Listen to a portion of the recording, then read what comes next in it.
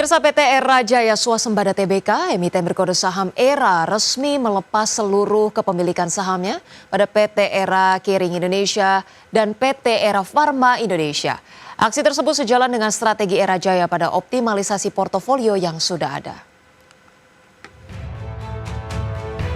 PT Era Jaya Swasembada Tbk, emiten berkode saham ERAA, resmi melepas seluruh kepemilikan sahamnya pada PT Era Kering Indonesia dan PT Era Pharma Indonesia.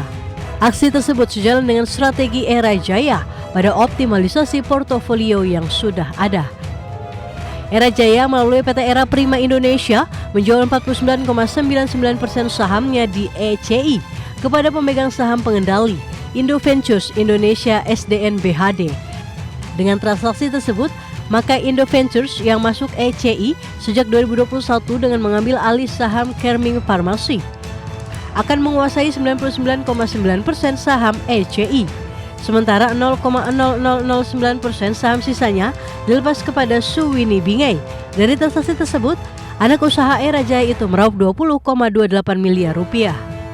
Selain itu, Era Jaya juga melepas EFI kepada PT Nusantara Sehat Lestari.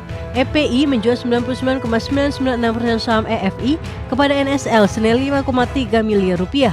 Sementara 0,004% sahamnya dilepas kepada Suwini Bingei. Kepala Bidang Hukum dan Sekretaris Perusahaan Era Jaya, Ameila Ellen, dalam keterbukaan informasi menyatakan perseroan tidak mempunyai hubungan afiliasi dengan NSL dan Suwini Bingei. Berbagai sumber IDX Channel. Nah, pemirsa, berikut kami hadirkan informasi seputar indeks harga saham gabungan pada penutupan perdagangan sesi pertama hari ini, pemirsa, 24 Juli 2025, di mana IHSG terpantau mengalami penguatan 1,22% atau menguat 91,1 poin ke 7.560,3. Tadi pagi dibuka di 7.485, menyentuh level tertingginya di 7.568,2 dan level terendahnya di 7.478,3. 316 saham menguat, 265 melemah dan 219 saham stagnan. Berikut kita hadirkan juga, pemirsa, informasi terkait dengan saham-saham yang menjadi top gainers pada perdagangan hingga penutupan sesi 1 kali ini, datang dari BMRI dengan penguatan 2,78%, BBRI menguat 3,42%, kemudian ada AMMN menguat 2,8% dan Toba menguat 5,2%. Dari top losers, pemirsa, BRMS melemah 2,26%, disusul MBMA dengan pelemahan 2,88%, ADMR melemah 3,2%, dan WIRG melemah 6,4%. Dari pergerakan sektoral, pemirsa, sektor keuangan memimpin kekuatan atau penguatan dengan kenaikan 3,3%, barang baku menyusul dengan penguatan 0,7%, kesehatan justru melemah 0,4%, dan teknologi melemah 0,19%. Pemirsa, emiten produsen timah plat merah PT Timah Tbk melakukan penambahan setoran modal kepada anak usahanya. Penyertaan modal tersebut dilakukan pada 23 Juli 2025 dengan jumlah 10 miliar rupiah. Emiten produsen timah plat merah PT Timah Tbk yang berkode saham TINS menambah modal salah satu anak usahanya, yakni PT Timah Agro Manunggal atau TAM, untuk memperkuat struktur bisnisnya. Penyertaan modal tersebut dilakukan pada 23 Juli 2025 dengan jumlah 10 miliar rupiah. Langkah ini diambil sebagai bagian dari strategi perusahaan untuk mendorong peningkatan produksi timah seiring dengan upaya efisiensi dan optimalisasi operasional di sektor hilir. Adapun setoran modal tersebut tidak akan berdampak signifikan terhadap operasional, keuangan maupun kelangsungan usaha perseroan secara keseluruhan. Division Head Corporate Secretary Timah Randy Kurniawan dalam keterbukaan informasi BI menyatakan transaksi ini tidak berdampak pada operasional keuangan dan atau kelangsungan usaha perusahaan. TINS menghabiskan dana 29,43 miliar rupiah untuk kegiatan eksplorasi sepanjang kuartal 2 tahun 2025. Dari jumlah tersebut sekitar 23,55 miliar rupiah digunakan untuk biaya operasional, sementara sisanya 5,87 miliar rupiah dialokasikan untuk investasi. Berbagai sumber IDX Channel. Pemirsa, PT Humpos Maritim International Tbk mengumumkan adanya transaksi jual beli armada kapal antar entitas usahanya. Transaksi tersebut bernilai 40 miliar rupiah. Emiten milik Tommy Soeharto PT Humpus Maritim Internasional Tbk dengan kode saham HUMI mengumumkan adanya transaksi jual beli armada kapal antar entitas anak usahanya.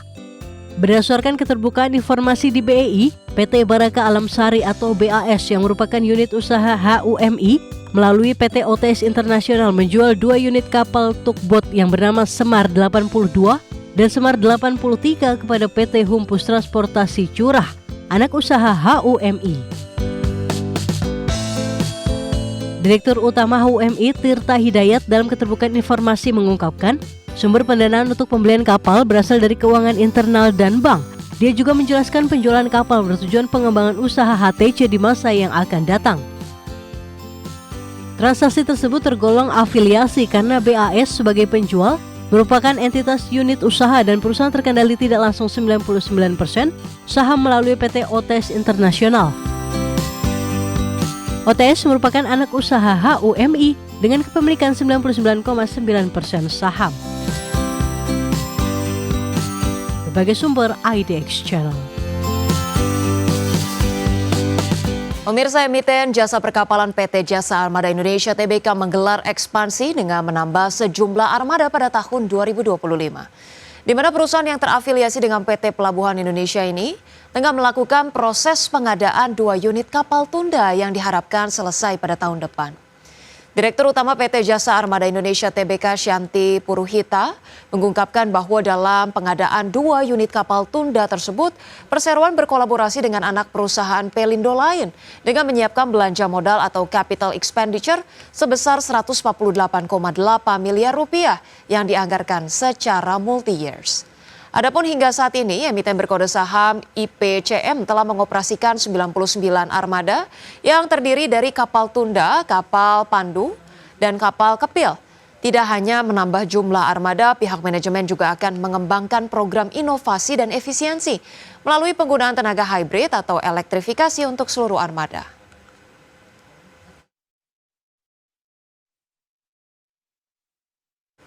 Pertama, pemirsa, ASEAN Plus 3 Macroeconomic Research Office memangkas pertumbuhan ekonomi Indonesia pada tahun 2025 menjadi 4,8% dan 4,7% pada tahun 2026.